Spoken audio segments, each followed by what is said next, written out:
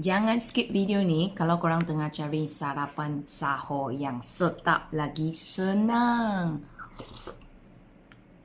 So sedap. Ini satu cawan makan habis sepanjang hari bertenaga.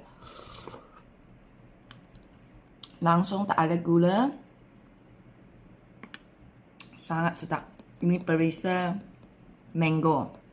I campur sedikit tomato, separuh biji tomato dengan sedikit mango. Sangat sedap.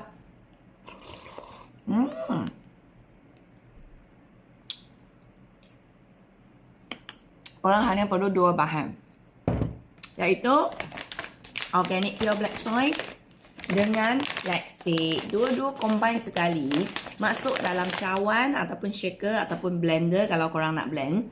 You akan dapat macam ni, macam smoothie. Sangat sedap.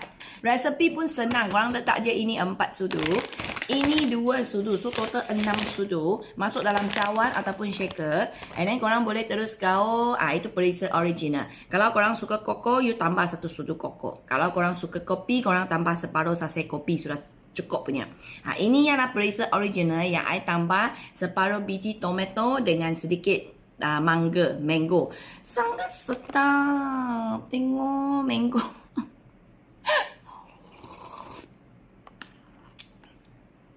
Satu minit punya sarapan.